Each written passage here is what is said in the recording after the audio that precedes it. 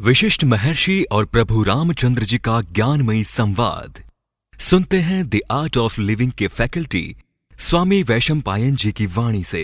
अगर आपने अभी तक इस चैनल को सब्सक्राइब नहीं किया है तो इसे जरूर सब्सक्राइब करें और सब्सक्राइब करने के बाद बेल आइकन को भी जरूर दबाएं। जय गुरुदेव।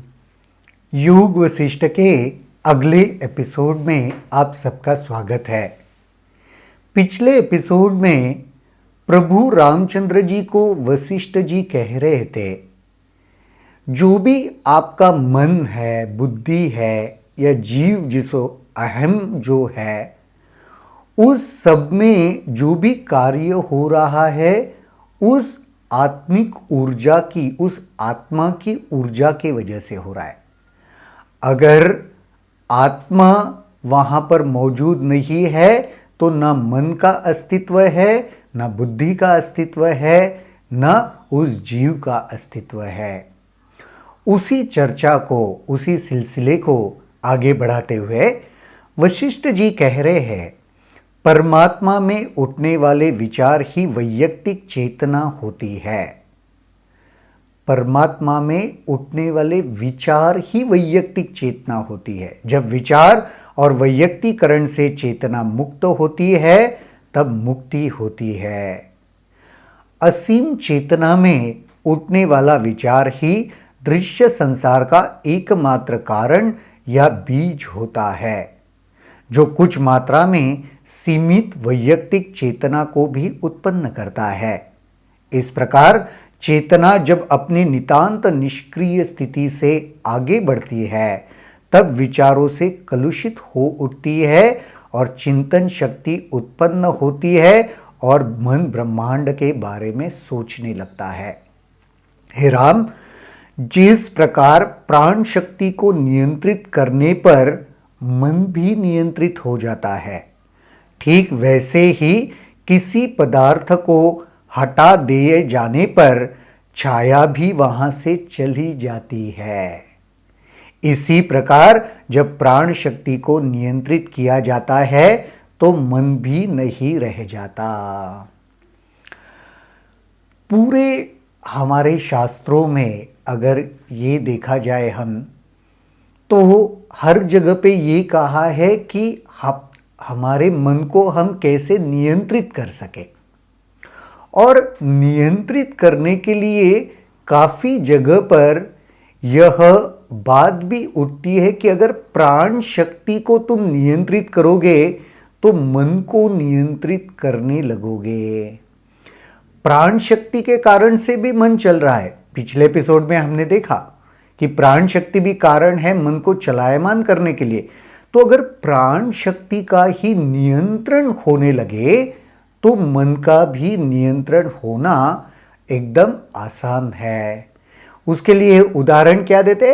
अगर किसी प्रकाशी, कोई जहाँ पे प्रकाश है वहाँ से किसी वस्तु को हटा दो आप, तो उस वस्तु की छाया भी वहाँ से हट जाती है। छाया हटाने के लिए और कुछ विशेष उपाय नहीं करना पड़ता। उस वस्तु को हटा दिया तो उसके साथ उसकी छाया भी चली गई। उसी प्रकार कह रहे कि प्राण शक्ति का अगर नियंत्रण हो गया, अगर प्राण शक्ति के ऊपर कंट्रोल आ गया तो मन का भी अस्तित्व ऑटोमेटिक कंट्रोल में आ गया। ये वो कह रहे। प्राण शक्ति में होने वाली हलचल के कारण ही व्यक्ति को किसी अन्य स्थान पर हुए अनुभवों का स्मरण हो जाता है। प्राण शक्ति में हलचल होने के वजह से मन अनुभव करता है। इसको मन इसलिए कहते हैं कि प्राण शक्ति के हलचल को अनुभूत करता है। प्राण शक्ति जिन उपायों से हम नियंत्रण कर सकते हैं वह है, ध्यान से सुनिए, प्राण शक्ति को नियंत्रित करने वाले उपायों के बारे में वशिष्ठ जी कह रहे हैं। प्राण शक्ति को क्यों नियंत्रण करना है? मन को नियंत्रित करने के लिए। तो क्या क्या उपाय बताए? अनासक्ति या वैराग्य के द्वारा। वैराग्य जैसे जीवन में उत्पन्न हो जाएगा, भीतर उत्पन्न हो जाएगा, उसके वजह से प्राणों के ऊपर भी नियंत्रण आने लगेगा। और फिर कहते हैं प्राणायाम के द्वारा। प्राणायाम के द्वारा। देखो, हमारे ऋषि मुनियों ने हर जगह पे प्राणायाम का कितना महत्व बताया है। अगर आप देखोगे, कोई पूजा विधि विधान भी होता है, उस पूजा विधि विधान में सबसे महत्वपूर्ण एक अंग माना गया है प्राणायाम। ये तो विधि विधान शुरू करने से पहले ही वहां पे कहा जाता है कि अभी हम प्राणायाम करेंगे, अनुलोम विलोम प्राणायाम। आप में से बहुत सारे लोग जानते भी होंगे। तो पूजा में जब बैठते हैं तो पंडित जी भी कहते हैं या गुरुवर भी कहते हैं कि कुछ समय प्राणायाम करो, तो अनुलोम विलोम प्राणायाम किया जाता है। अब पता चल रहा है क्यों? क्योंकि योग वशिष्ठ में वशिष्ठ महर्षि भी प्रभु रामचंद्र जी को यही बता रहे हैं। अगर मन को नियंत्रित करना है तो एक तो अनासक्ति से, वैराग्य से प्राण शक्ति को नियंत्रण में ला सकते हो, नहीं तो प्राणायाम से। प्राणायाम अष्टांग योग में एक अंग, बहुत महत्वपूर्ण। अष्टांग योग के बारे में आपने सुना होगा, यम, नियम, आसन, प्राणायाम। चौथा जो अंग है प्राणायाम। फिर धारणा, ध्यान और समाधि। ये 8 अंग पतंजलि ऋषि ने भी बताए हुए, जिसके माध्यम से हम समाधि की स्थिति तक पहुंच सकते हैं। अगर ठीक से देखो तो प्राणायाम ये कड़ी होती है। फिजिकल यानी जो शारीरिक स्थूल शरीर है उसकी और उससे आगे जो मन है उसके बीच की कड़ी होती है। देखो, आप आसन कहाँ, किस हमारे शरीर के अस्तित्व के स्तर के लिए करते हैं? शरीर के लिए करते हैं। आसन ये शारीरिक प्रक्रिया हम कह सकते हैं, और प्राणायाम सांस की प्रक्रिया। सांस जो है प्राण को, ये उसको नियंत्रण में लाना, ये एक बहुत सुंदर महत्वपूर्ण प्रक्रिया है जिससे हम प्राण शक्ति के ऊपर कंट्रोल कर सकते हैं। एक कड़ी है शरीर के बीच की। शरीर अगर स्थूल शरीर मानो और एक सूक्ष्म शरीर है, हमारे भीतर भी कुछ चलता रहता है, उसके बीच की कड़ी प्राणायाम है। तो प्राणायाम का महत्व महर्षि वशिष्ठ जी भी प्रभु रामचंद्र जी को कह रहे हैं। प्राणायाम की वजह से हम वो प्राण शक्ति है उसको नियंत्रण में ला सकते हैं।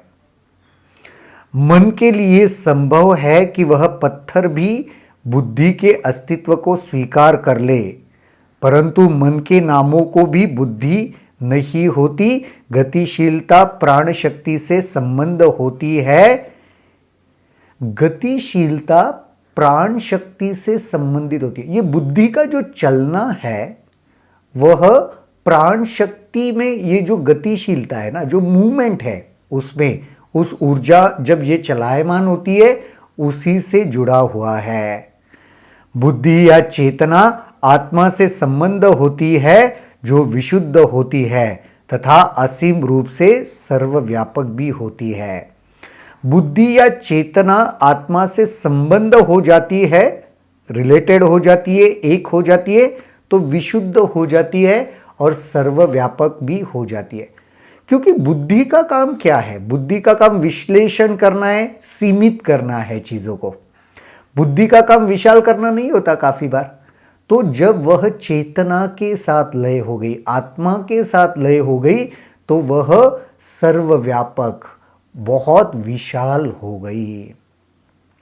यह कहना कि इन दोनों घटकों में संबंध मन स्थापित करता है, यह भी सही नहीं है। मन के वजह से इन दोनों में संबंध प्रस्थापित हो रहा है क्या? वो भी नहीं है ठीक।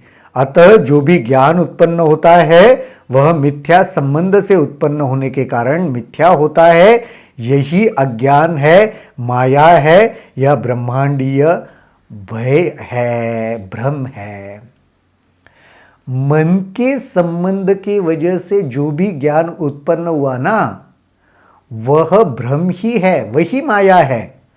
मन ने हमें जो भी एहसास दिला दिया, वह क्या वास्तविक होता है क्या? वह क्या सत्य होता है क्या? नहीं। मन ने एहसास दिलाया हुआ ज्ञान भ्रम या माया स्वरूप ही होता है। तो मन से भी जो उत्पन्न हो रहा है ज्ञान, या मन से जो संबंध प्रस्थापित होके जो अनुभूतियां हो रही है ना, उसके ऊपर भी भरोसा मत करो। ये कह रहे हैं माया ही है वो भी। यही दृश्य संसार रूपी भयावह विष को जन्म देता है। इसी के कारण ये संसार प्रकट होता है, और ये जो दृश्य रूपी भयावह विष, यानी वही कि ये संसार प्रकट होता है और हम उसमें उलझ जाते हैं। प्राण शक्ति और आत्मा में होने वाले संबंध काल्पनिक है। यदि इसकी कल्पना न की जाए तो दृश्य संसार भी नहीं होगा। प्राण शक्ति चेतना के संपर्क में आने से ही फलस्वरूप चेतना हो जाती है। प्राण शक्ति और आत्मा में भी संबंध प्रस्थापित होता है, तभी यह जीवन प्रकट होता है, एक तरीके से हम कह सकते हैं। तो प्राण शक्ति को भी ऊर्जा, एक समझ लीजिए कि आत्मा से ही ये सब कुछ चल रहा है। अगर हमारे जीवन के सातों स्तरों को देखेंगे, शरीर आत्मा के बगैर चल सकता है क्या? नहीं चल सकता। सांस आत्मा के बगैर चल सकती क्या? इन्होंने कहा कि तुम्हें लग रहा है कि प्राण शक्ति के वजह से वो अपने से चल रहे, नहीं, उसके साथ भी जब आत्मा जुड़ा हुआ है तभी चल रहा है। मन आत्मा के बगैर चल सकता है क्या? नहीं। मन को मन का स्वरूप देने वाला भी आत्मा है, और सिर्फ इस आत्मा में भी आप उलझे नहीं रह सकते, क्योंकि यह संसार उत्पन्न करने वाला है। बुद्धि आत्मा के बगैर उसका कोई अस्तित्व है क्या? नहीं। अहम का, मेमोरी का, किसी का आत्मा के बगैर कोई अस्तित्व नहीं। यही यहां पे प्रभु रामचंद्र जी को समझा रहे हैं। तो एक प्रकाश है पीछे से, और उसके सामने ये सारा चल रहा है। इस तरीके से हम देख सकते हैं। वो प्रकाश पूरी तरीके से हर चीज को ऊर्जा प्रदान कर रहा है, गतिमान कर रहा है, वास्तविक बना रहा है। ब्रह्मन के आत्मा के बगैर ये सारे स्तरों का कोई अस्तित्व नहीं। आज के इस एपिसोड में इतना ही, और देखते हैं वशिष्ठ महर्षि अगले एपिसोड में प्रभु रामचंद्र जी को और क्या बताते हैं। तब तक के लिए जय गुरुदेव। अगर आपके इस वीडियो को लेकर कुछ सवाल हैं तो कमेंट सेक्शन में जरूर लिखें, जिसके ऊपर हम आने वाले वीडियोस में चर्चा करेंगे।